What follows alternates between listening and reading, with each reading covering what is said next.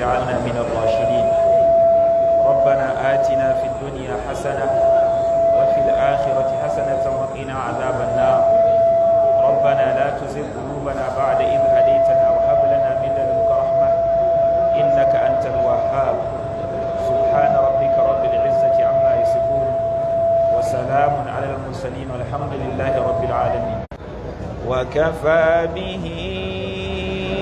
إثما مبينا. أعوذ بالله من الشيطان الرجيم. بسم الله الرحمن الرحيم،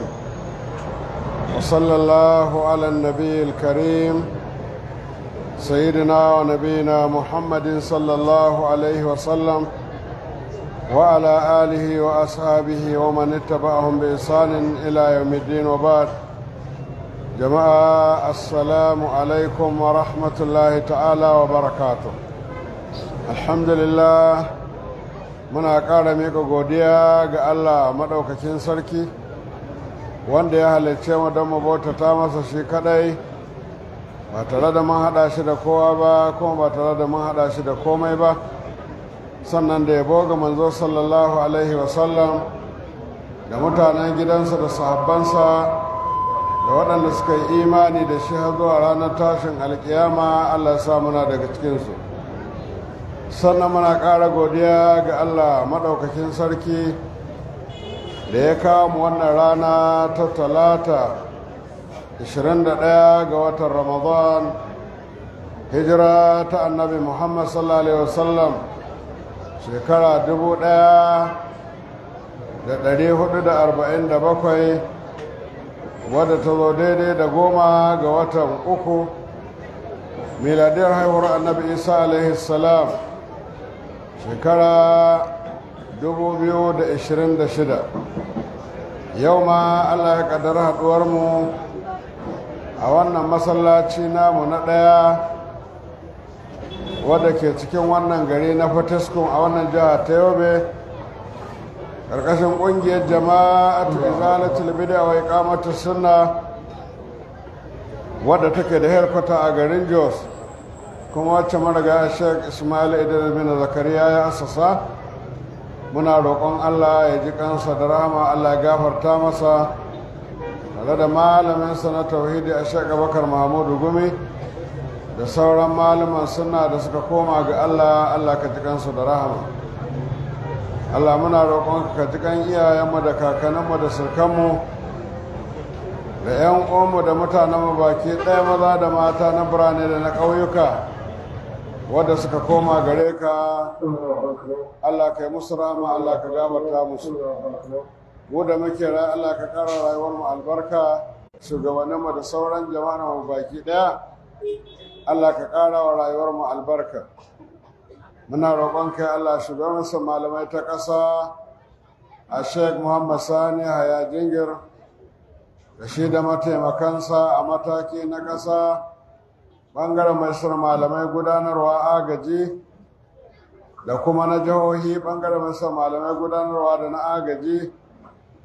da lokal gaman baki ɗaya, su ma na gudanarwa a na majalisar malamai gudanarwa da na agaji da rassa da 'yan kwamitoci da ɗaiɗaikun jama'a da suke ba da gudunmawa dangane da tallafa ma wannan aiki. Allah ka taimake mu, ka ƙara mana albarka baki ɗaya. Muna roƙon kai Allah wannan ƙasa ta mu Najeriya, Allah ka zaunar da ita lafiya, Allah ka ƙara mana zaman lafiya a cikinta, ka ƙara mana albarka, ka tabbatar da mu cikin arziki mai ɗorewa. Allah ka rawa mana asiri baki ɗaya. Muna roƙon kai Allah shugaban ƙasar Najeriya, Allah ka taimake shi a yanda yake daidai, yanda ya kuskure Allah ka ba shi ikon gyarawa. Allah ka nesanta miyagu gabarin wannan gwamnati, ka kusantar da mutanen kwarai zuwa ga ainihin shugaban ƙasa don gane da waɗannan ayyuka da ake gabatarwa. Allah muna roƙonka ka taimaki dukkan jami'an tsaronmu na wannan ƙasa, tun daga kan abin da ya shafi sojoji, 'yan sanda, DSS, Custom, Immigration, Civil Defense, gandarobobi, NDLEA, Road Safety, Eurotas da yorota da sauran jami'an tsaro wanda ban ambata ba duka ina roƙon Allah ka tsare mana su kai musu albarka ka taimake na ƙwarai daga cikinsu miyago daga cikinsu Allah ka ba su ikon gyarawa Allah ka gyara mana halayyarsu muna roƙonka ya Allah gwamnoninmu na Najeriya Allah ka ba su ikon wato tausaya wa al'ummarsu da kuma yi musu adalci musamman gwamnoninmu na arewa kuma musamman gwamnoninmu na gabashin arewacin Najeriya muna addu'a mai girma gwamnanmu na jihar wannan jihar ta Yobe Allah ka ƙara masa imani da albarka Allah ka taimake shi Allah ka ba shi nasara akan wannan jagoranci da ka ba shi Allah ka tsare masa ka taimake shi da shi da abokan ayyukansu Allah ka ɗora su akan daidai muna roƙonka ya Allah mai girma gwamnanmu na jihar Adamawa Allah ka ƙara masa taimako ka ƙara masa albarka ka ƙara masa kariya ka ɗora shi akan daidai Allah ka rufa mana asiri baki ɗaya Allah muna roƙonka wato sarakunanmu na addini manya-manyansu da ƙananansu tun daga wato masu alfarmomi da kuma abin da ya shafi hakimai dagatai wato da kuma abin da ya shafi masu angoni duka muna roƙa musu albarka a wajen Allah Allah ka ƙara mana taimako mai martaba mahaifika Allah ka ƙara masa imani da albarka kuma jagoranci da yake a matsayin shugaban sarakuna na jihar Yobe Allah ka ƙara masa taimako da adalci da tausayawa muna roƙonka ya Allah mai martaba mai fatasko Allah ka ƙara masa taimako da albarka mai martaba mai tekau muna roƙa masa Allah ka ƙara masa albarka da imani ka ƙara masa kariya da tsaro haka nan muna roƙon Allah mai martaba mai hune Allah ka ƙara masa ɗaukakar daraja ka ƙara masa albarka ka tsare masa mutuncinsa duniya da lahira haka nan muna roƙonka ya Allah mai martaba mai gudi ubangiji Allah ka taimake shi ka ba shi nasara ka ƙarfafe shi wajen jagorancin da yake ka tsare shi ka taimaka masa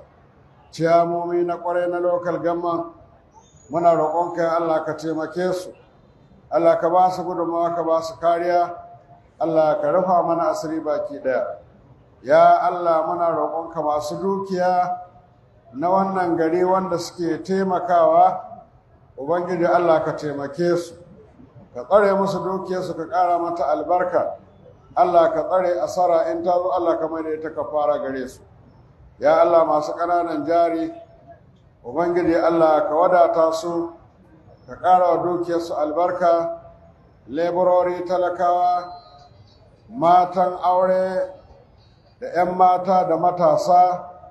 da sauran al'umma duka muna roƙonka ya Allah mu bayinka ne Allah ka taimake mu Allah ka ƙara mana ɗaukaka daraja ka rufa mana asiri baki ɗaya jami'an tsaronmu na ƙungiya 'yan agaji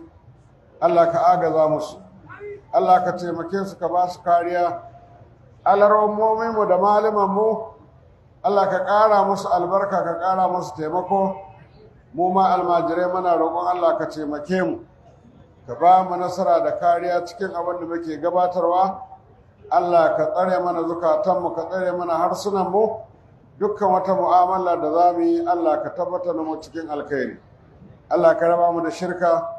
Allah ka raba mu da kafirci Allah ka raba mu da munafurci Allah ka raba mu da fasikanci Allah ka ba mu iko riko da sunna har ƙarshen rayuwarmu Allah ka tabbatar da mu cikin bayanka na ƙwarai muna roƙonka 'yan kwamitin wannan tafsiri da jama'ar da suke halarta maza da mata na kusa da na nesa Allah ka lullube mu da rahamarka ya Allah cikin wannan wata da muke ciki na watan Ramadana Allah abubuwan da kake gabatarwa ga bayanka na ƙwarai Allah ka ba mu abin da kake yafewa na zunubai da kurakurai Allah ka yafe mana insha Allah za mu ci gaba da karatu daga yadda muka tsaya zuwa yadda Allah ya so mu kai Allah ka taimake mu ka ba mu nasara ana kira zuwa ga malamai da muke tare da su a nan da almajirai 'yan uwana da malama da suke nesa wanda za su je musu ganmu da almajirai 'yan uwana in an ji wani kuskure to kofa a buɗe take don a bada gudunmawa ta gyara saboda mu gudu tare mu tsere tare in ko an ji daidai wannan taimako ne daga Allah. Allah ya kara mana taimako a kowane lokaci saboda haka Allah ramma bismillah. أعوذ بالله من الشيطان الرجيم انظر كيف يفترون على الله الكذب نعم وكفى به إثما مبينا. To Allah maɗaukakin sarki yana bayyana mana dangane da halin munafukai da kafirai ranar tashin alkiyama, irin abubuwan da za su rika faɗa na ƙoƙarin kare kansu da fudda kansu don neman mafita a wajen Ubangiji ranar tashin alkiyama. Amma ita ranar tashin alkiyama ba guran neman mafita ba ne, guran neman mafita a nan duniya ake yi. To sun bar wannan dama. Allah ce unzur kai ka duba abin mamaki, ma'ana ta'ajjuban, wato abin mamaki akan abin da suke. Kaifa yaftaruna Allah al-kadhiba, yanda suke yanka ƙarya zuƙi ta malle su dangana ta ga Ubangiji dangane da wannan al'amari da yake gudanuwa. Allah ya ce wa kafa bihi, to wannan ya isa ya zamanto abin da suka faɗa na wannan ƙarya da abin da suke ɓoyewa. Allah ya ce to na ya isa ya zamanto ithman mubinan, zunubi ne a bayyane.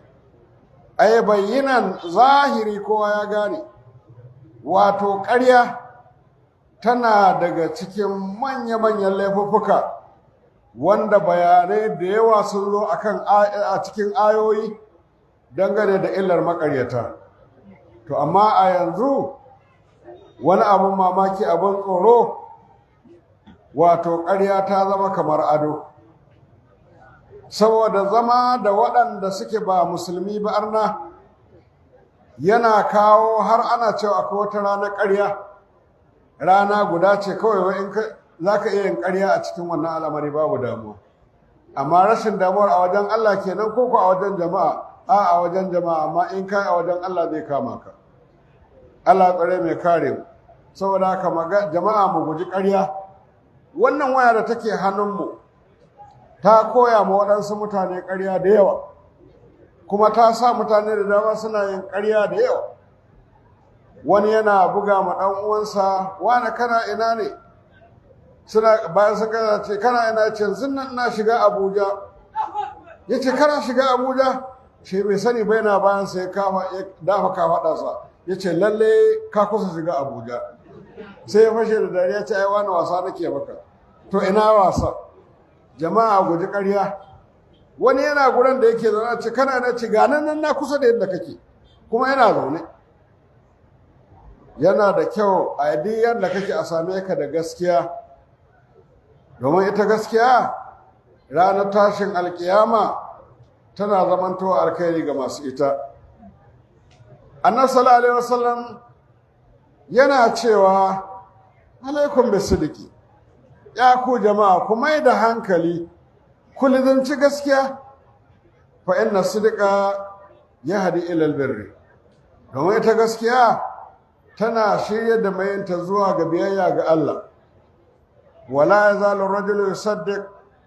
mutum bai zai gushe ba yana yin gaskiya cikin mu'amalarsa da mutane. Wa ya taharra sidika, kuma abinda ma yake tunani nan gaba zai yi gaskiya ce, hatta yukutaba inda Allahi siddiqan, ba zai gushe ba cikin wannan hali har sai an rubuta shi a wajen Allah wani mutumin gaskiya ne, mutum ne mai gaskiya, wani mutumin Allah ne. To sai ka ga Allah ya yada a bakunan bayi al'umma, kowa sai ka jira ce ai wani mutumin Allah ne, wata mutumin kirki wani mai gaskiya ne, ko da mu'amala ba ta haɗa ku da shi ba, saboda ka yi gaskiya ka tsare ta, Allah sai ya sanya wannan abu zuwa ga ainihin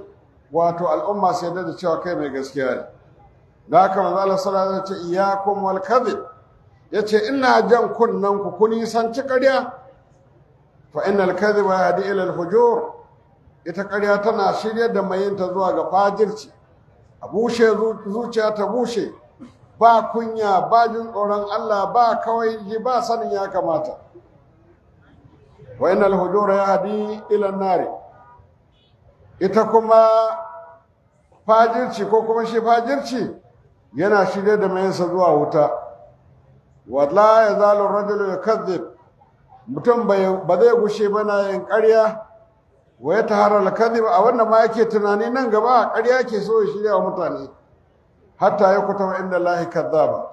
har sai an rubuta shi a wajen Allah wannan nan makaryaci ne kowa ya gane idan aka zo aka ba da labari aka ce a gurin wa kaji sai wani ne ya ba da race kai amma dai kai ma wani baka san me za ka yi ba wani ne zai baka labari ka ɗauka ka je ka bai wa mutane to kaga in aka ce mutum yana da wannan siffa a cikin jama'a ai ya halaka Allah tsare mai kare mu to ƙarya babban laifi ce tunda Allah ya ce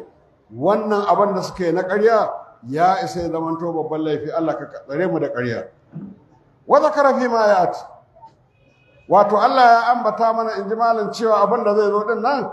annahu min al-kufri yadda al'amari yake na daga cikin kafirci tarku ma anzalallahu barin abin da Allah ya saukar wal imanu da gairihi da yin imani da wani abin da Allah ya saukar faqala sai Allah madaukakin sarki ce me ألم تر إلى الذين أوتوا نصيبا من الكتاب يؤمنون بالجبت والطاغوت ويقولون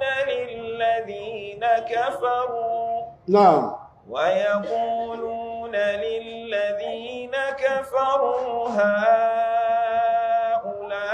هؤلاء أهدى من الذين آمنوا سبيلا. نعم. To Allah madaukakin sarki yana cewa alam tara ila alladhina utu nasiban min alkitab yace ka bani labarin mutanen da Allah madaukakin sarki ya ba su littafi su kutum aka aiko zuwa gare su dan su imani su aiki da abin da yake cikin sa amma duk da haka sai suka watsa da littafin yu'minuna bil jibti suna yin imani da gumaka wa tagoto da ainihin wato shedanu wahuma kullu ma'budin duna Allah idan aka ce dagutu ko aka ce jibtu duk wani wanda za a bautata masa ba Allah ba yana iya daukan ɗayan sunan guda biyu wakila aljibtu ismun lil asnami a wani kauli aka ce idan aka ce jibtu to ana nufin suna ne na gumaka wa dagutu shayatin wato su kuma dagutu aka ce dagutu ana nufin shedanu ne waɗanda suka al'asnam wato na daga ainihin wato manya-manyan shaidanun gumaka ɗin kenan wali kulli sanamun shaitan kowane gunki yana tare da shaitan yu'abbiru fihi wanda yake ba da bayani a kansa wa yukallimu nasa yana magana da ainihin mutane wa ya tagayyaro bi zalika sai rika canja abin da ya dace da wannan abin da suka ji daga wajensa wakila a wani kauli aka ce aljibtu abinda ake na jibtu alkahin shine boka wa tagutu in aka ce tagutu shine as-sahir wanda yake dan duba mai bugun ƙasa da makamantan irin waɗannan jama'a ai hatara da bokaye ai hatara da yan duba mutane ne da ba su da alkhairi a cikin al'umma mutane ne wanda ya kamata da hukumomi za su yi maganin su a kawar da su a bayan ƙasa a daina ganin su da jin labarin su to da an samu sauƙi amma wata musiba da waɗansu damuwoyi duka suna tattarowa ne su taso daga wajen bokaye sai su watsa ta cikin al'umma a gagara samun zaman lafiya a ciki to da haka ya ƙolo suna cewa lallazi na kafaru suna gaya wa ainihin abokan magana su dangane da kafirai a ba safiyanu ashabu wato abu safiyan da mutanensa hina qalu lahum lokacin da suka ce musu nahnu ahda sabilan wato mu ne muka kyawun hanya wa nahnu walatul baiti kuma mu ne shugabanni na lura da ɗakin Allah nuskil hujjat mu ne muke shaida alhazai wa naqra ad-duyuf mu ne kuma muke dafa abinci dangane da ainihin wato baki wa nafukkul ani mu ne kuma muke samun yadda za mu yantar da bayi wanda suke cikin matsaloli sai mu ainihin wato warware musu. Amma Muhammad sallallahu alaihi wasallam faqad khalafa dina abai, suka ce amma kun ga Muhammad wato ma'ana annabi Muhammad sallallahu alaihi wasallam shi ya zo da wani abu wanda ya saba ma addinin iyaye da kakanu, ya zo da wani abu daban yadda yake kasancewa waqatar rahim, ya yanke zumunci, wa faraqal haram, ya kuma ainihin wato rarraba kan al'umma a cikin harami. Suna cewa ha'ulai ai wayannan mutane ku dinnan antum ahda min alladhina amanu sabila, ko kun fi su zamantowa mutanen kwarai, kun fi su samun kyakkyawar hanya wanda kuke kanta ita ce mai albarka ta kwarai. To kullun shi munafiki baya tsayawa a gure guda, yana dubawa ne a ɓangarori guda biyu, ina ne ya fi laushi, ina ne ya ɗan fi dama-dama sai karkata a wajen. To amma annabi sallallahu alaihi wasallam yana ce mana ashaddul azabi yawmal qiyamati dhul wajhaini, wanda yafi kowa tsananin azaba ranar tashin alkiyama shine wanda yake mai fuska biyu. Yana zuwa wajen wayannan mutane da fuskar da za su yarda da shi, yana zuwa wajen wayancan su ma da fuskar da za su yarda da shi. To wannan al'amari muna roƙon Allah ya tsare mu da fuska a biyu a cikin yadda al'amari yake. A same ka straight forward, duk yanda aka same ka akan yanda aka same ka haka kake, ba canji ba ainihin jirkitawa. Wannan ita ce ɗabi'a ta mutumin ƙwarai, mutumin Allah. Allah ka tabbatar da mu daga cikin bayanka na ƙwarai. Sai Allah ya ce me? أولئك الذين لعنهم الله Na'am. ومن يلعن الله فلن تجد له نصيرا. To Allah ce irin waɗannan mutane masu wannan kama da wannan siffa, Allah ce ula'ika alladhina la'anahumullah, waɗannan mutane su ne wanda Allah ya tsine musu albarka. To jama'a, idan aka ce Allah ya tsine wa mutum, kana tsammanin taron duniya da mutane da aljanu da mala'iku za su iya cire shi daga wancan ƙangi na tsinuwa? Don haka sai Allah ya ce wa man yal'anillahu, wanda duk Allah ya tsine masa, falan tajida lahu nasira, har abada babu yanda zaka iya sama masa mani min azabihi nasir. Ba za ka samu wanda zai zamanto ya hana aukuwar azaba ga wannan mutumin da ya bauɗe akan hanyar Allah din ba, da sunan ya taimaka masa, bi ma'ana nasiran, wato a matsayin mai taimakonsa. Wa fi ayatin, wato a cikin wannan a cikin wannan aya wa'adun lil mu'minina bi annahum mansuruna alaihi. Ana gaya mata kenan tunda wa'ancan ba su da majibinci mai taimakonsu, to yana nuna kenan masu imani wato suna da mai taimakonsu. Allahu waliyul ladina amanu yukhrijuhum min az-zulumati ila an-nur wal ladina kafaru awliya'uhum at-taghut. Allah ka tsare mu ka kare mu. Saboda haka shine abin da ake bayyana mana, fa innal mu'min, wato shi mai imani bi dudda haula yana na a matsayin kishiyar wa'ancan. Fa hum alladhina qarrabahum Allah, sune wanda Allah madaukakin sarki ya kusantar da su zuwa gare su. Wa man yaqribuhu Allah, wanda duk Allah ya kusantar da shi zuwa gare shi, falan tajida lahu khadilan, babu yanda za ka samu wani ce zai kunyata shi. Idan Allah ya tsare maka mutuncinka, ya ɗaukaka darajarka, in duk duniya za ta taru akan ta tuɓe maka zane a kasuwa, ta walakanta ka, ta ci maka mutunci, wala ba za su iya ba. Kama ta kaddama fi wa kahawa billahi waliyan wa nasira. Allah ya isa ya zamanto shine majibancin al'amari, mai taimako, mai kuma ba da gudunmawa ta agaji akan abin da wato ya samu mutum. Wa kahawa billahi nasira. Allah kuma shine ya isa ya zamanto mai taimako akan duk abin da ake bukata. Idan ka samu taimakon Allah, kowa ma ya ƙika. Idan Allah ya da kai, kowa ma ya ƙika, ba abin da za a yi maka. Amma duk wani goyon baya da ƙauna da soyayya da za a nuna maka, sai ya zamanto tsakaninka da Allah babu shiri, to kayi asara. Allah kare mu. Sai Allah ya ce me? أم لهم نصيب من الملك فإذا لا يؤتون الناس نقيرا. Allah yana cewa am lahum,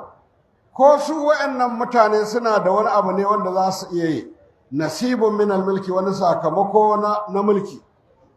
A ce yau mulki da za a bada a hannun wani yake ba a hannun Allah ba. To in wani ya rike waɗansu kan sai dai su rika jin labarin ana mulki. Saboda haka wannan al'amari daga Allah yake. Jama'a 'yan siyasa da masu zaben 'yan siyasa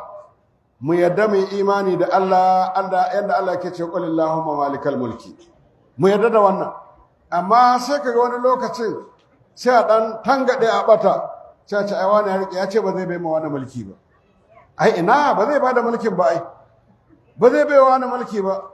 sai ya zaɓi wanda zai baiwa. Ka ɗauke mukamin Allah ka bai ma wannan mai kujera kenan, ko kana ganin shi ma daidai yake da Allah, zai iya canja wa Allah al'amarin da Allah yake so. Wallahi wannan tunanin jama'a ya fita a zuciyarmu. Mu yadda Allah shine mai badawa, kuma jarrabawa tana zuwa akan tsarin shugabanci, ba sai lalle wanda kake so ba kuma sai lalle wanda yake mutumin kirki ba. Allah ya iya jarrabar ku da irin halayen da kuke, a ba ku shugaba daidai da kuku ta fama da karaya da matsala. Saboda haka to irin waɗannan mutane ay laysa lahum shay'un minhu, su ba su da wani abu a cikin al'amarin mulkin Allah ko mulki da za a bada su tsoma baki, walau kana wato koda ya zamanto wato fazan, wato wanda yake guda ɗaya ne kawai, wato waɗannan mutane fa'izan a wannan lokaci in suna da wannan damar la ya atonan nasa na ƙera. Idan wani mukami ne daidai da abin da ya shafi fatar ƙwallon dibinon da yake cikin dibino, ba za su iya baiwa mutane ba. Yanzu jama'a ku duba yadda al'amari yake. Allah ya ba mu arziki iri daban-daban a ƙasar nan. Rashin mai da hankali akan jagorori da kuma mummunar manufa a wajen wasu talakawan ta sa an gagara cin arzikin a more shi. Saboda haka da a ce hasken rana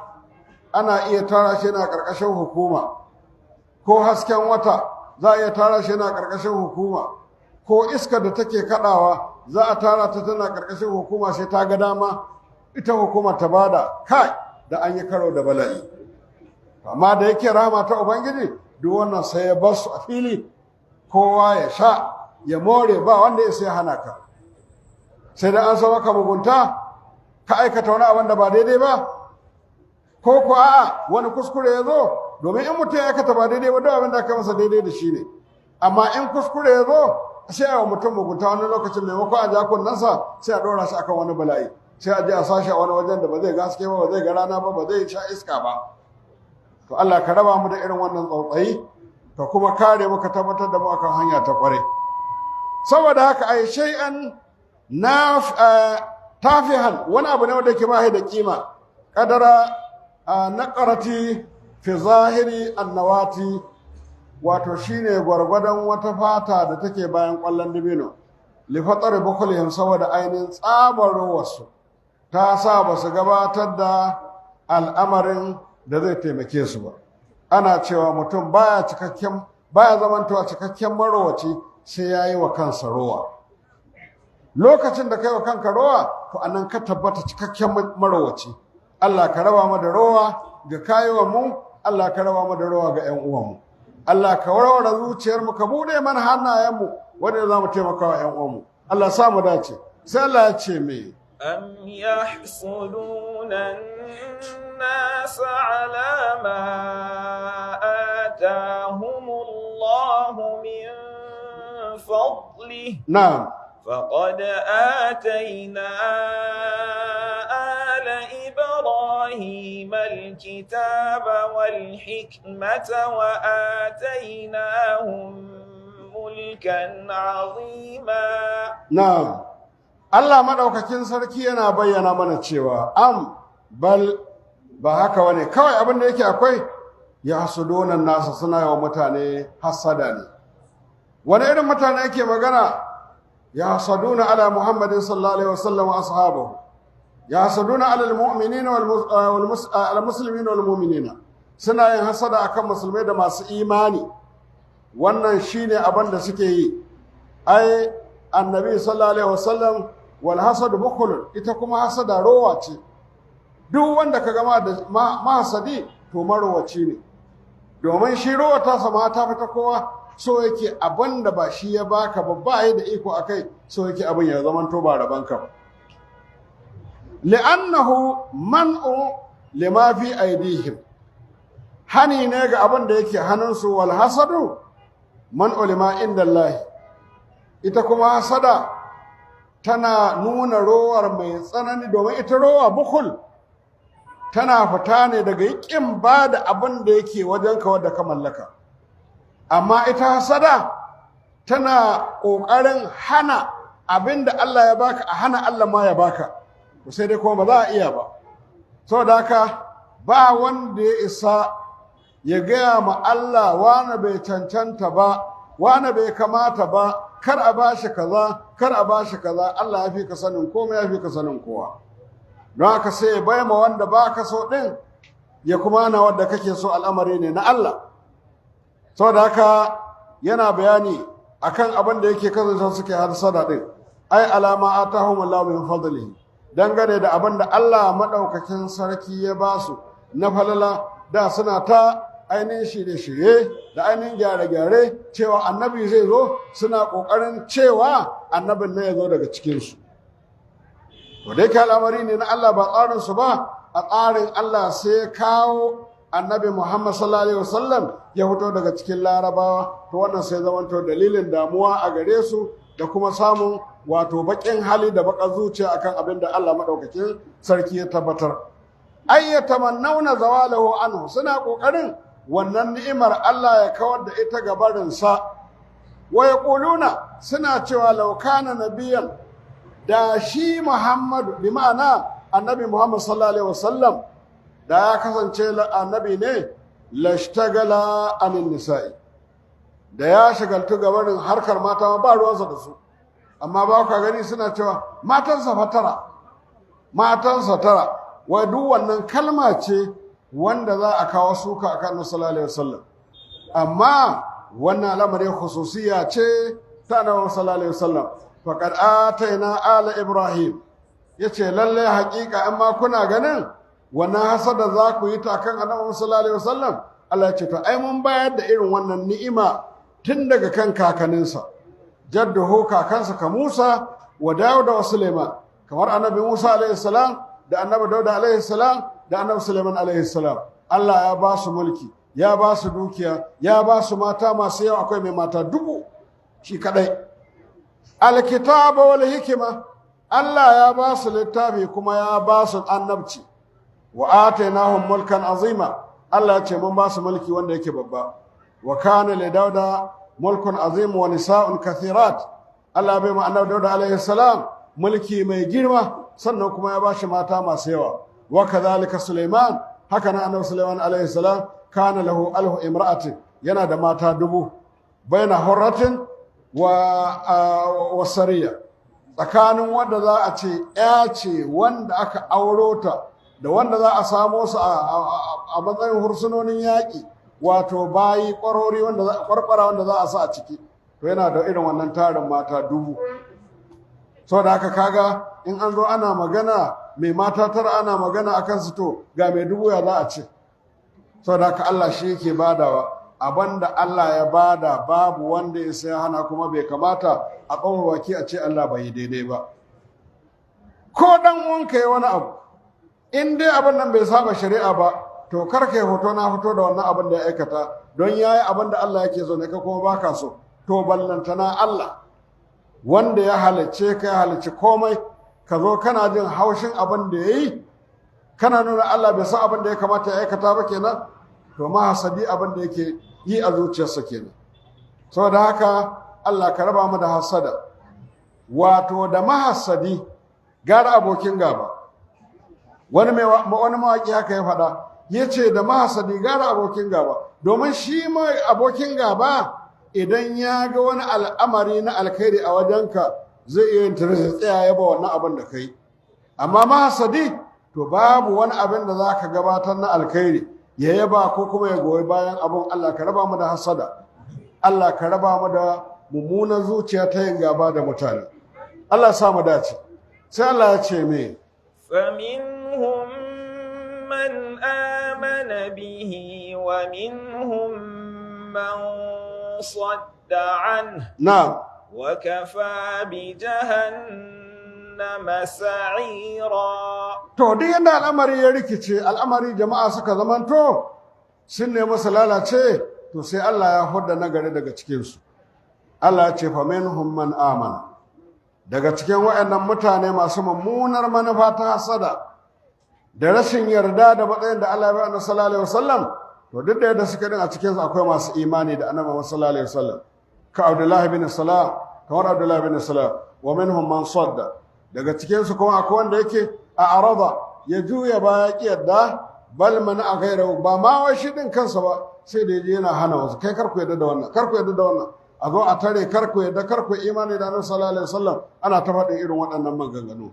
Ai ana gaba da sa'anul imani, gaba da yin imani bi Muhammad sallallahu alaihi wasallam da Annabi tsira da amincin Allah su tabbata a gare, wala yu'minuna bihi, ba sa yin imani da shi. Allah ya ce to do wanda bai yi imani da Annabi sallallahu alaihi wasallam ba, ku gaya musu su ji, wa kafa bi jahannama sa'ira,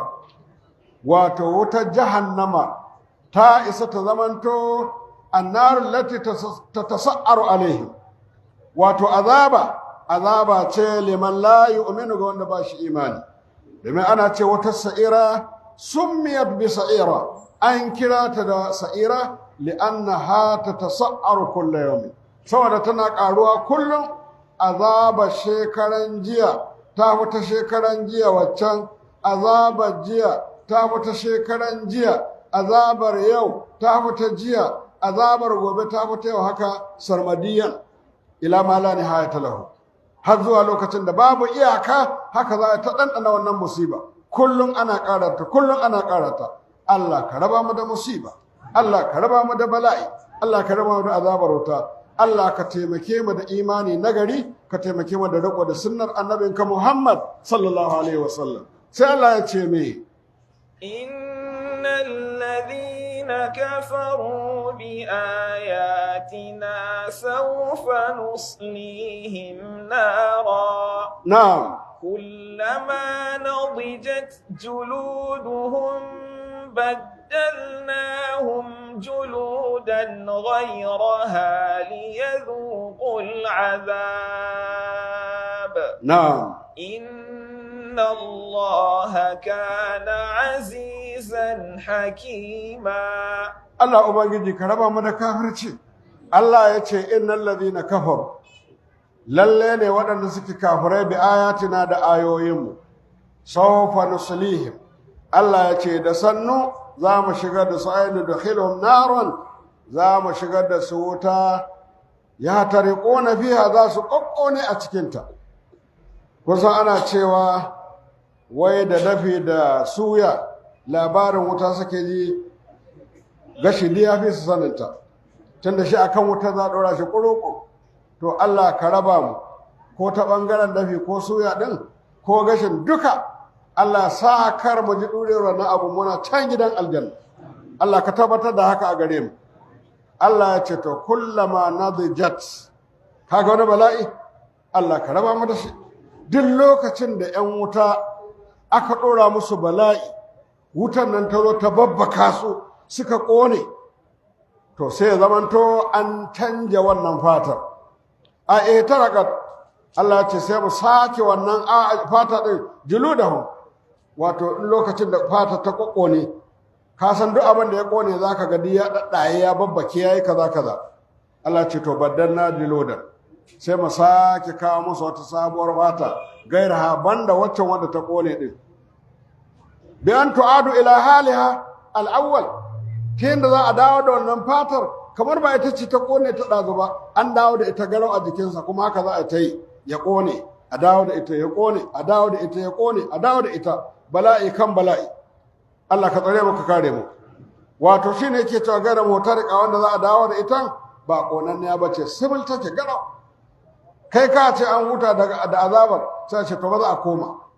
an dinga yi kenan Allah ka tsare mu ka kare mu to me yasa ake musu haka Allah ya ce li yazuqul azab dan su dandana azaba yuqasu shiddataha su dandana tsananin azabar wannan wuta Allah ya tsare mu kare saboda haka inna Allah kana aziza lalle Allah madaukakin sarki mabuwayi ne la yu'jizuhu shay'an babu wani abin da zai gajiyar da Allah a ce abin ya gagar Allah ya gabatar da shi hakiman fi khalqi wato shi kuma Allah mai hikima ne cikin halittunsa walamma zakara alwa'idu ala albukli wal hasad lokacin da aka ambata mana irin azabar da za a yi wa marwata da irin azabar da za a yi wa mahasada atba'ahu bil wa'di li mukalafa zalika sai aka bi bayan wannan da irin wata azaba kuma wanda ake ba da labari akan duk wanda ya saba irin wannan kira na gaskiya to zai yi karo da wannan al'amari faƙala sai Allah madaukakin sarki ya ce ne wallazina amanu wa amilu salihati sanudkhiluhum jannatin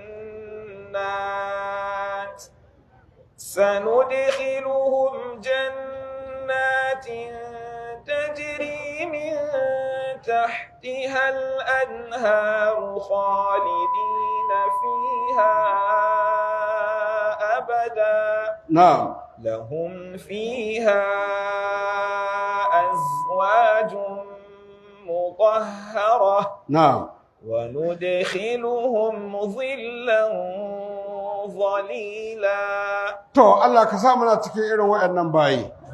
Allah ya ce wallazina amanu to su waɗannan masu imani su ne suka baddala canja al'amarin aikansu da ibadarsu ba ta irin wa'ancan kafaran ba don haka ga irin tanadin da Allah ya musu waɗanda suka yi imani mataki na farko imani wa amilu salihati mataki na bai kyakkyawan aiki saboda haka ba ka tsaya ka ce kai ka riga ka yi imani amma ba za ka wani abin da Allah yake bukata kai ba tunda an ce idan aka yi imani magana ta kare shikenan bari ka imani a'a dole sai da aiki saboda haka kar kuma ka dauka kai aikin ka ce ka aina aiki da yawa yanzu ai ya kamata ma a ce ina bin Allah bashi wannan tsari irin na yan dariƙo kenan Allah ya tsare mai kare mu ana ba da wata hikaya wani mutum ya kai shi kimanin shekara 500 a duniya kuma tun da yake aka ce bai taɓa saba ma Allah ba a wannan shekara 500 ɗin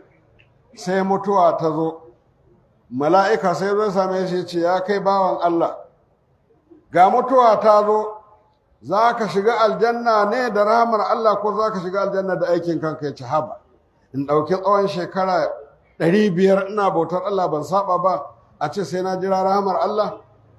ta da aiki na zan shiga aljanna aka ce ko ya ce aka ce to bar Allah safa abin da Allah ya maka na ni'ima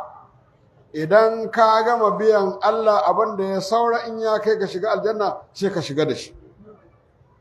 da aka zo aka ɗauki ƙwayar idansa guda ɗaya ni'imar da Allah ya masa a wannan ƙwayar idan guda ɗaya sai da abin da ya na bauta na shekara 500 ya ƙare bai gama biyan Allah ni'imar da Allah ya masa ta ido ƙwaya ɗaya ba kuma kun san dama Allah ya ce wa in ta'uddu ni'matallahi la tuhsuha a jikin mu kada in da mu za mu lissafa ni'imomin da Allah ya mana za mu iya lissafawa to da aka zo ƙarshe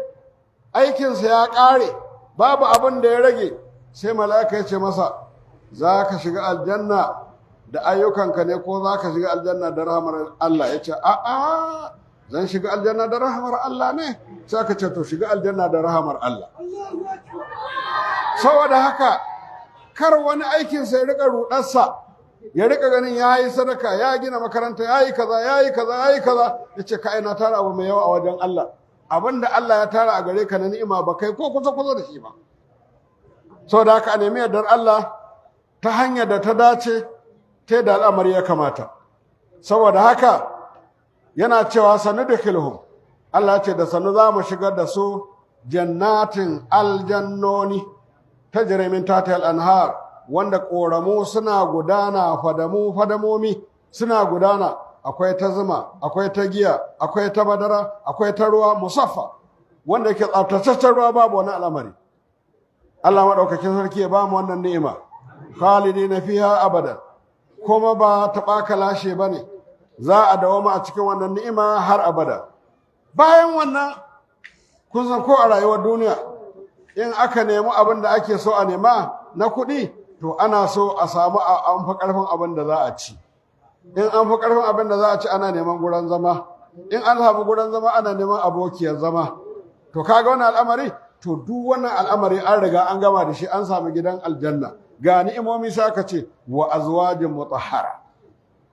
wani irin jin daɗi, ga mata na gidan aljanna waɗanda suke masu tsarki, babu jinin al'ada, babu jinin haihuwa, babu tsufa, kullum a tsaye suke gaggauta ko'ina. Sau da ka wannan Allah ya tanada su ne ga masu imani. Kuma wani ƙauli ana cewa kowane ɗan aljanna yana da mata 70. Kai ya kaga wannan gara ɓasa, to a dage abu Allah a kyautata ayyuka, Allah ka ba mu gidan aljanna. Saboda haka sai na cewa wato su sun tsarkaka min alhaidi wa kulli qadari, babu wata haila ta tare da su, babu ma wata ƙazanta da za ta hana ka kusance su. Allah ya ce wa nudkhiluhum, kuma za mu shigar da su zillan zalila, wata inuwa wanda take inuwa ta tabbatacciya. Yanzu idan ka duba kana zaune a inuwar wata bishiya, can wani lokaci sai ka ganka a rana. Kana zaune a gindin wani gida na inuwa, can sai ka ga inuwa ta barka ka dawo rana. To ita inuwar aljanna ba a samu ɗan wani waje da za ka ga rana ta bullo ta wajen wannan inuwar. Amma a duniya ko yaya bishiya ta haɗu da inuwar ta sai ka ga wani abu ya ɗan haske ya leƙo rana ta samu gudan za ta bullo. To a aljanna babu irin wannan ga 'yan aljanna. Huwa zillul janna, shine inuwar aljanna. Allah ka ba mu gidan aljanna. Allah ka ji tausayin mu. Allah ka ƙara mana imani wajen tsayawa dangane da ayyukan da kake bukata. Sama shari'a bayani hibzul amanat, sannan sai haka za a yi mana bayani mu shirya mu jiya amana take ya za mu matsare ta, kuma suwaye masu amana din, waraddaha ila ahliha, da kuma yadda ake so a mai da amana zuwa ga masu ita. Iz bi zalika, domin da wannan tsare amana da bayar da ita ga wanda ya kamata a bashi, ri'ayatu huquqi du'afa, anan ake samun kiyaye haƙoƙin masu rauni, allazi huwa mawdu'us sura, wanda ke dama kuma sura akan haka take magana. Tana karantar da mu bayani akan halin masu rauni, mata, tsofaffi, yara da makamantansu. Faƙala ta'ala, sai Allah maɗaukakin sarki ce, Inna Allah ya'murukum an tu'addu al-amanati ila ahliha wa idha hakamtum bayna an-nasi an tahkumu bil 'adl. Na'am. Inna Allah ما يعظكم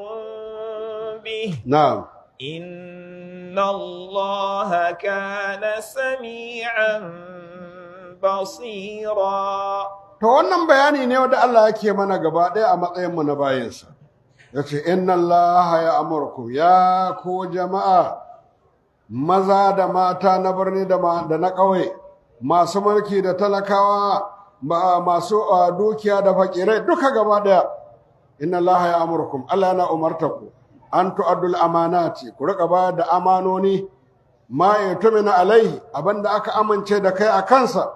min alhuquqi, na daga haƙoƙi, ila ahliha, zuwa ga masu ita. Kar a nuna fan ƙarfi, kar a nuna dabara a ce za a kwace.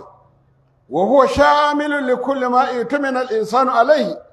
yace ya tattaro dukkan wani abin da aka amince da kai aka baka amanarsa.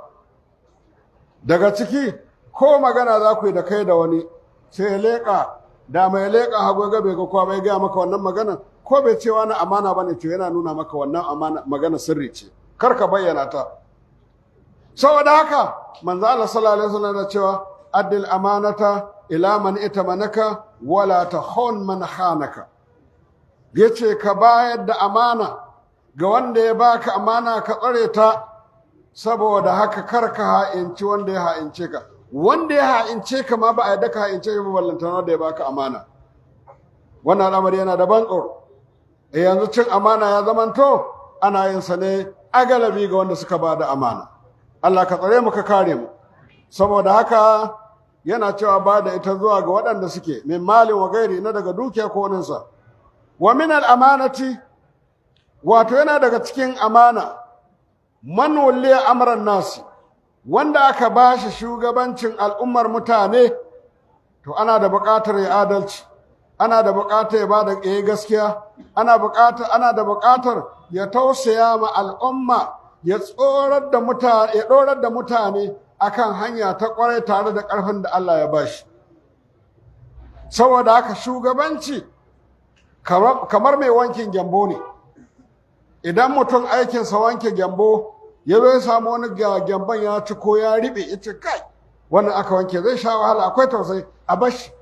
Ai ƙarshenta sai ku ga kafa ta riɓe, watakila sai an je an yanke ko ya tashi yana coge.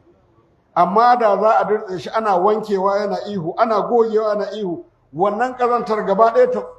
kawar da ita, ya bushe nama ya tsago, ana yin haka har sai ka ga wata miƙe garau. To shugabanni alfarma ta yi yawa, ba a yin adalci, alfarma ta yi yawa. Idan kuma aka ce za a ginu akan alfarma, to babu ranar da za a gyaru. Wani in ya hau kawai nasa ya nasa zai tuno wane ma na wane zo, ta ce to an baka riƙe na, ka san yadda za ka nema kanka abin da za ka samu na kanka. Ka ga ba a yi masa wasiyar kyautata wa al'umma ba, sai ce kai kokari ka samu ya naka. Akwai wani gwamna da aka ce ya naɗa wasu ciyamomi, sai aka samu wani mai kokari ya kama aiki, sai aka kira aka gurfanar da shi. Aka ce kai mu za ka nuna wa aiki, kana zaton ba san aikin ba ne, mun kawo ka don ka samu abinci ne. To jama'a wannan ba a karya shi ba, ai an karya shi. To saboda haka abin da ya kamata a duk wanda aka ba shi jagoranci ya yi iyayensa yanda ya kamata akan a tsare gaskiya, a yi adalci, a tausaya wa jama'a. Wannan shine abin da ake bukata. Saboda haka yana cewa an ya kuma bainahu bil adali, wanda aka ba shugabancin jama'a ya hukunci a tsakaninsu da adalci. To amma sai ku ga wasu kabilanci yana jansu, waɗansu ƙauna ta zuciya tana son jansu, waɗansu dai ga wasu abubuwa daban-daban, ƙabilanci da soyayya sai ta sa su rashin adalci. Wa huwa qawluhu ta'ala, shine faɗin Allah madaukakin sarki yana cewa wa idza hakamtum bainan nasi, idan za ku yi hukunci tsakanin mutane, ya amurkumullahu, Allah yana umarta ku an tahkumu bil adli, ku yi hukuncin nan da adalci. Inna Allah ni'ma ma dalla da irin wannan jawabi da Allah madaukakin sarki yake muku wa'azi da shi, ay ya'idukum bihi, yake muku wa'azi da shi. Ta'adiyatul amana, dangane da abin da ya shawo bayar da amana, wal hukmu bil adli, da kuma yin hukunci da adalci. Inna Allah kana sami'an, lalle Allah ya kasance yana jin kowa dangane da abin da za a faɗa da abin da za a aikata. Lima yuqalu, dangane da abin da ake faɗa, basiran, kuma shi Allah mai gani ne bima yaf'alu da abin da ake aikatawa. Don haka babu abin da Allah bai sani ba. Saboda haka ƴan uwa musulmi, Allah ka ƙara mana imani da albarka, Allah ka ƙara mana ɗaukakar daraja, Allah ka tsare mana imanin mu, ka sanya mu daga cikin bayinka na ƙwarai. Na ga alama an nuna lokaci yayi, za mu tsaya a nan da fatan abinda muka karanta daidai Allah ka ba mu ladansa, wanda muka yi kuskure Allah ya yafe mana, kuma abinda kuka ji na kuskure Allah ya yafe muku. Allah ya tabbatar da mu cikin alkhairi. Wassalamu alaikum wa rahmatullahi ta'ala wa barakatuh.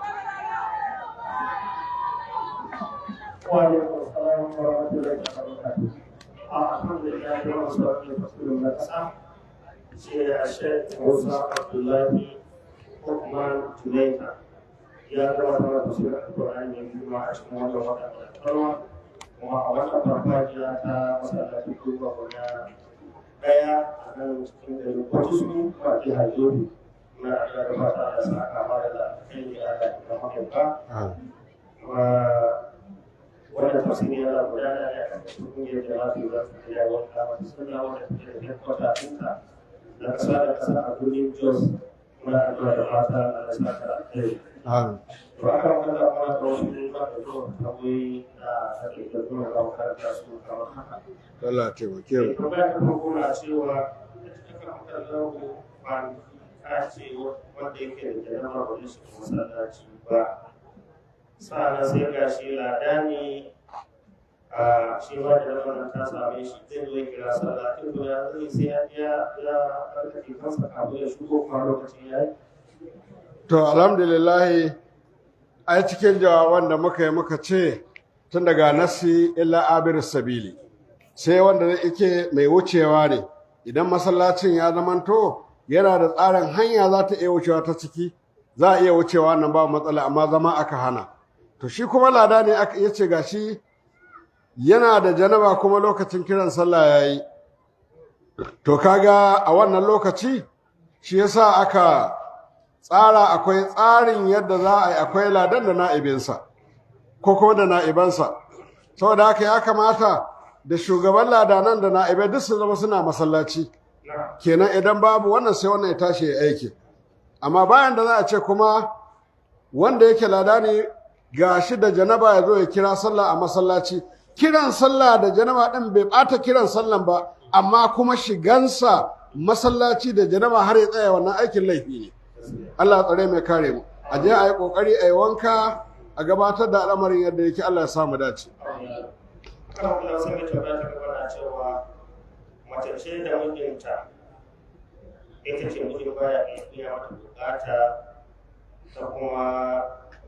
shi baya so ta haihu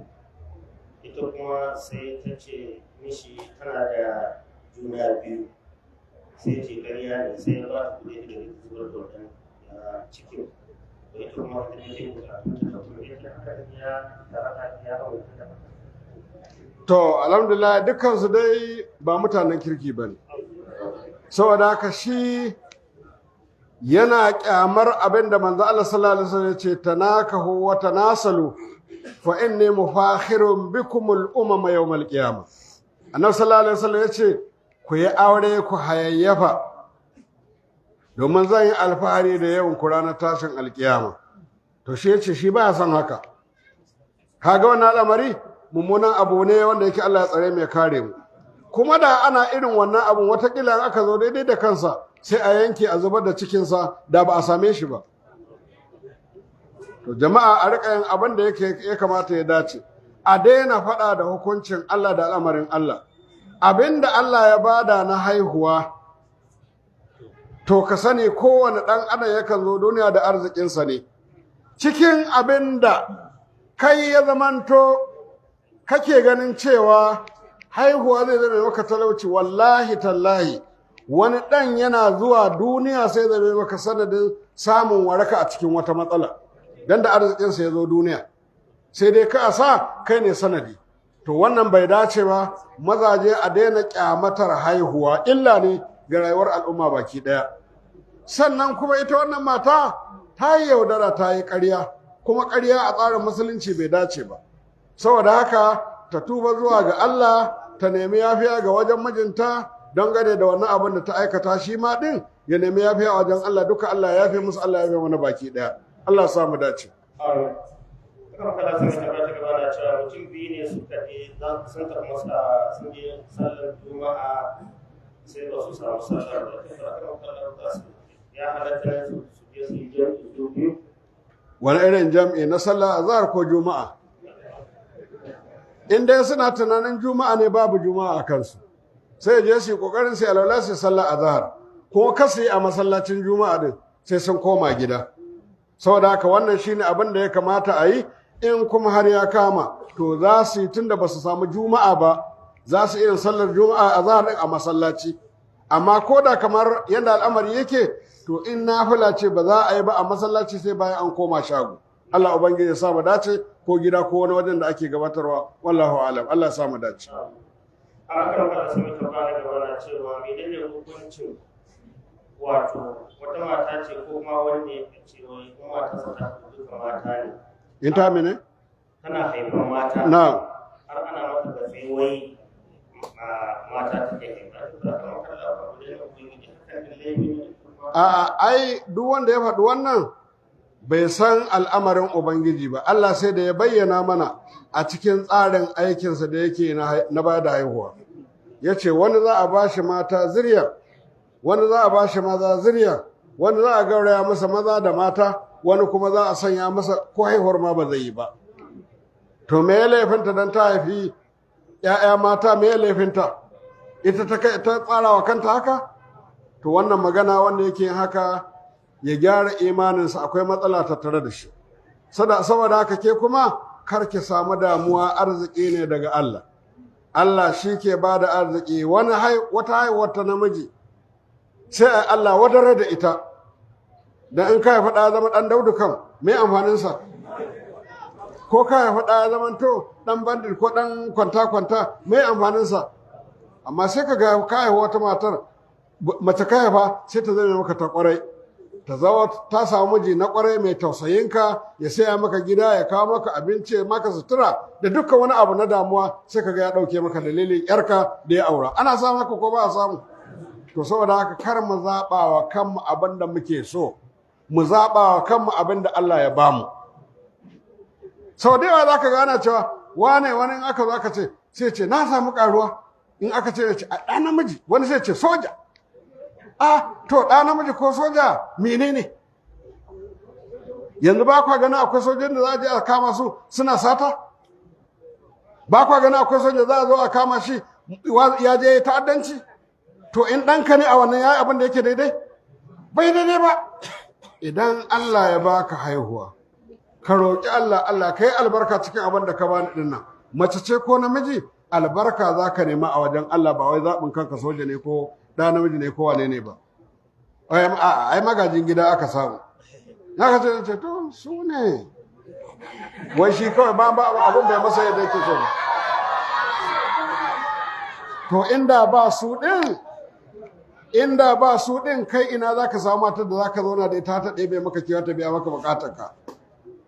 Saboda haka abinda Allah ya shi ne daidai. Allah ya samu dace. Na cewa mutum ne ya karbi jingina gona, sai mai gonan ya ce ya ba shi izini ya ci gaba da noma gona, amma ba ta takardar biyan haya har sai nan da ya dawo masa waye ba da izinin a yi noman? Shi mai gonar? Ai wannan ba zai zamanto sharaɗi ba. Hausawa suna cewa wanda ruwa ya ciyo shi, in ka miƙa mata takwabi duk kaifinta zai kama, don yana ganin gare yanka da halaka a cikin ruwa, ko ba haka ba? Wai an kama bargi da ƙugiya ya ya ce kai da gunduwa gare keci. Maimakon ya tsaya bai yi ƙoƙari ba a zo a daddatsa shi akan tebur a soya a cinye, gare ya fizge bakin ya geje ya jinya warke. To saboda haka wannan watakila ya ce a noma don yana ganin in ya ce zai bi ka'ida ba za a ba shi ba, to wannan abin da ya faɗa bai halatta masa karɓar wannan gona ya yi ta kawai ba abin nan ba. A dama jingina ana yin ta ne ta harkar taimako, ko gidan mutum ka karɓa, ko shagonsa ka karɓa, ko motarsa ka karɓa, ko wani al'amari ka karɓa, to in dai har za ka yi amfani da shi, to dole ne ka biya shi. Abin da zai zamanto za ka yi amfani da shi babu biya shi ne kamar abin da ya sha wanda za ka yi masa ɗawainiya. Yanzu kamar ka karɓi jinginar raƙumi, ko ka karɓi jinginar jaki, ko wani abu makamancin wannan, kaga dole akwai bukata a nemo masa ruwa, a nemo masa abinci. To wannan amfanin da za ka yi da shi zai zamanto madadin wannan abinci da ruwa da za ka ba shi, ko kuma nonon da za ka yi amfani da shi na wannan dabbar zai zama madadin abin da za ka yi amfani da shi. Amma abin da yake na ajiye kamar gida ko gona, to ba shi halatta ka karɓa kawai kai ta amfani da gonar, sai lokacin da mutum ya so ya kawo kuɗin ka ya baka wancan ka ci banza, to akan mai ka ci wannan kuɗin. Saboda haka in ka karɓa to sai a zo a yi ma gidan kima ko gonar kima ko wani abin da yake makamancin wannan, in shago ne a mar kima, nawa za a rika biyan wannan waje a haya, shi kenan sai ka ɗauka a matsayin kana haya a ciki. In wata ne, in shekara ne, ka zo ka cire kuɗin kafin ya zo lokacin da zai biya ka kuɗinka ka gama ainihin cire kuɗin hayar a kuɗinka a gurin hayar da kake biya a ciki sai ka kira ka ce to wane zo mana ce to yau ga makullin shagonka ga makullin gidanka ko ga gonarka abinda ka nema a wajena na baka na rance ka na jingina to zaman da na yi a wannan gona kuɗin hayarka da ya kamata a biya ka ban baka ba na ɗauke shi a madadin bashin da na baka don haka da gona da kuɗin da ka karɓa wajena duk naka ne to kaga wannan an taimake shi amma da yawa sai kaga ana jingina ta 'yan caca jinginar 'yan caca abin da suke yi idan mutum ya zo aka cinye shi ya ba da riga jingina to ƙa'idarsu ka je ka ajiye riga amma kada ka kuskura ga wutar taba ta taɓa rigar in dai wutar taba ta taɓa rigar to sai ka biya amma in dai mutuwa ta yi a samu wayan kawai a wajenka to baka da laifi akan wannan al'amari kaga wannan ba tsari bane na musulunci tsari ne na shedan Allah ka kare mu jama'a bi dokar Allah a samu zaman lafiya Allah ya samu dace na sai waɗannan su ne iya tambayar da muke da su kuma makaranta ba da samu su da kare sai waɗanda suka gabatar da sadakoki suna ta wasu ne waɗanda sadakoki na samun bukatu su a wajen bukata lafiya akwai wani ba Allah mai suna Malam Lawan Tela ya ba wa mutum marayu goma an so da yaji goma na wato yaji da Allah ya saka masa da alkhairi sai Malama Hafsa ita ma ta ba da ainihin 10,000 a kwamitin marayu a sai wani ba Allah shi ma ba da sabbi na jauka da wato a ɗinke kuma a kwamitin marayu Allah ya saka masa da alkhairi Allah ya ba da sadaka kusa da zahi da 1,000 kuma akwai bukatu sauran wani kuma kan lafiya Allah ya saka masa da alkhairi sai wani ba Allah ya ba da sadaka shi ma na naira 200 ɗansa da mace da ɗan ba da ɗan soja da ba ka sa cikin da ba da Allah kare shi Allah ya tsare shi Allah ya albarka a cikin aikinsa na soja sai wanda Allah shi ma ba su da kariya da 500 da bukatu sauran wani kuma kan lafiya amin Allah ya taimake shi haka nan akwai wani ba Allah shi ma ba su da kariya da 200 shi ma akwai bukatu sauran wani kuma kan lafiya Allah ya saka masa da alkhairi Allah ya biya masa bukatunsa sai makarantu ta ƙungiyar musamman su ko a Islam tana ci gaba da aiki rajista na wato NECO science a NECO ta fara registration isa kan 37,000 art kuma insha Allah 36,000 sai sashin jaraba zaria empires kuma 28,000 insha Allah sai akwai wani yaro na ƙara dubu wanda da muke wazi a can ƙarfi ne ya samu matsala wanda an kai shi cikin wasu kula da ba su ina da saboda haka wani ya aiko da godiya ta musamman don godiya wa tare da mata ta ne ta da yawan gama ta ne ta gabatar da ainihin wasu kuɗaɗe a shi wannan yaro a kuma ya ce da godiya sa fata a saka alkhairi Allah ya ba shi lafiya Allah ya warkar da shi wani addu'o'i da malam ke gabatarwa a nan wajen shafi marasa lafiya da kuma masu bukatu da fata a lafiya wanda ba ku da sai wannan asibiti na wurin wani asibiti da nasa yin tattauna da mutum nan sun ce za su yi gwaje-gwaje kyauta na abin da ya shafi ciwon hanta ciwon sanyi syphilis kenan hawan jini da kuma juna biyu sa'annan kuma sai tiyata wanda za a gabatar amma shi akwai abin da ake cewa discount akwai ɗaya da za a yi a wannan tiyata da za a yi sai akwai wani bawan Allah akwai makarantar da ke da ita wata ake ce mata idan usafi da rashad wato da wasu da a idan da kuma da wasu da junior da kuma senior saboda haka malamin ya ba da kudin kwan ko kuma registration na wannan ya ɗauki mutum 20 a cikin dattawa, ya ɗauki mutum 30 shi ma a cikin wato matasa wanda za su ci gaba da wato gabatar da wannan karatu insha Allah. Allah ya saka masa da alkhairi.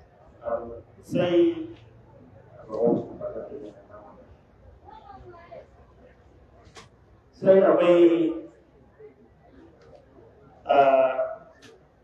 ƙungiyar kurame ko kuma kurame kasuwar sun ba da shawarwari wanda suna bukata a sanar da jama'a cewa insha Allah ko da yake sun rubuta takardar tasu da turanci, please we kindly request your help announce the important message to the public during tafsir or any gathering. Which we kindly urge parents and guardians to enroll their children in school. Education empowerment, their individual to know Allah, understand their religion and worship Him correctly. Let us give them their important opportunity. A taimaka waɗannan wato makafi kurame a taimaka musu wajen makaranta, a biya musu in kana da wani makwabci ma ko wani abu dai a taimaka don a sa su makaranta. Ba wai dole ne kawai za a riga biyan a karɓi kaya kawai ba, a'a har da ilimi da kuma nuna musu tarbiyya ta kai. Saboda haka su suna son a yi haka. We also appeal to politicians, community leaders, and philanthropists to promote this city. Let us empower their people and other individuals with disability by supporting them with useful skills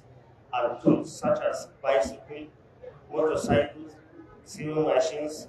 grinding machines, and other means of livelihood, instead of always giving only food items. Sun ce har yanzu suna sanar da jama'a cewa waɗannan kurame a taimaka musu ta hanyar ba su kekuna ko kuma babura ko kuma irin keken ɗinki da kuma nannuka. Waɗannan idan aka yi wani zai taimaka musu a cikin rayuwarsu ba dole kullum sai a gabatar da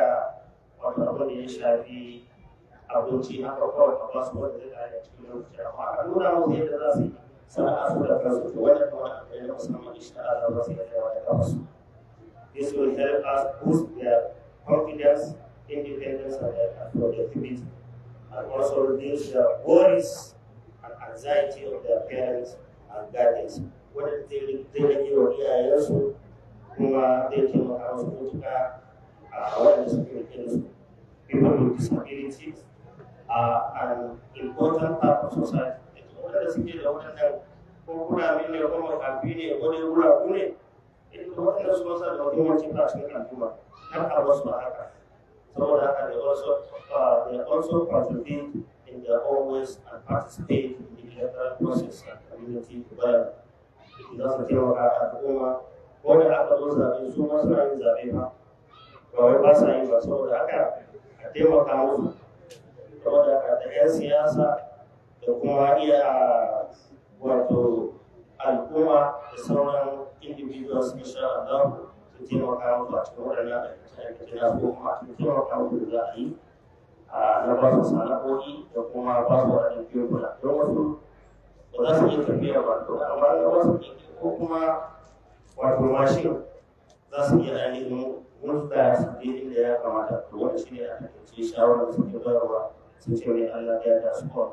Allah ta roƙe mu shirya da mu hanya mata ke cewa wanda ke fi safa a cikin aiko da fatan Allah ya da alkhairi.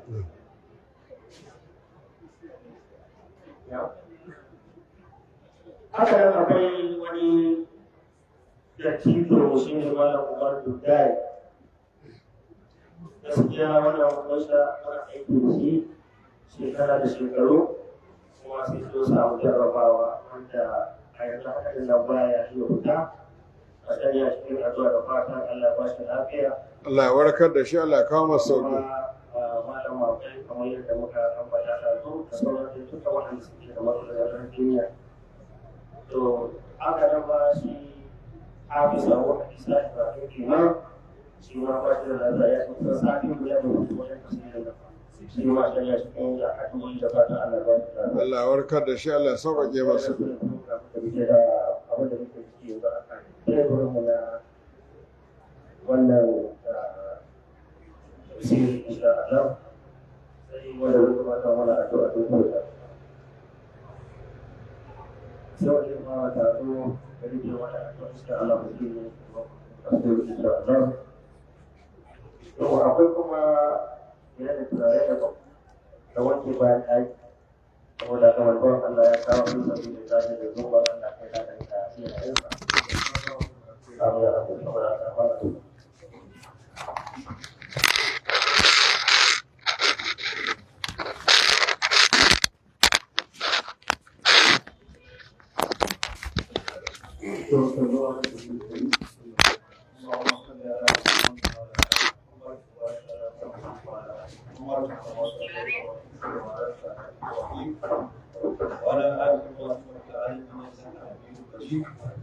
اللهم اهدنا ويسر الهدى لنا وآتنا وخذنا حيث كنا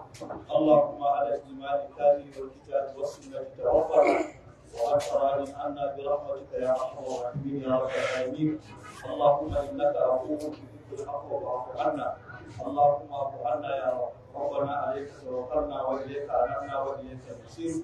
ya Allah madaukakin sarki muna tawassuli da azumin da muke da sauraron karatun alƙur'ani Allah ka mana alfarmar shi abin da muka roƙe ka da alkhairi da wanda ba mu roƙe ka ba saboda ilimin bai kai gare shi ba amma Allah ka fi mu sanin cewa wannan al'amari alkhairi ne a gare mu Allah ka kawo ka mana alfarmar duk abin da muka roƙe ka da sani da wanda ba mu roƙe ka sani ba saboda ilimin bai kai gare shi ba amma Allah ka san wato wannan abu shari ne a gare mu Allah ka tsare wani Allah maɗaukakin sarki ka sanya albarka cikin dukiyoyin al'ummar musulmi ka tsare dukiyoyin al'ummar musulmi daga asara ya ubangiji dukkan wasu masu taimakon al'umma da masu taimakon addini a ko'ina suke wanda suka bayyana da wanda suka koyi Allah ka fi musu Allah ka sa musu a mizani kada Allah ka faranta mana rai da sakamakon waɗannan ayyuka ranar tashin kiyama ya ubangiji ga bayi daga cikin bayan ka mu hada farfajiyar wannan masallaci don sauraron littafin ka Allah ka gafarta mana zunubanmu Allah ka sanya mana wannan ladan waɗannan ayyuka a cikin mizanin mu na lada ranar tashin kiyama Allah ka faranta mana rai da sakamakon waɗannan ayyuka da muke yi a duniya da lahira Allah ka raba mu da wahala Allah ka raba mu da kunci Allah ka raba mu da kaskanci Allah ka raba mu da wulakanci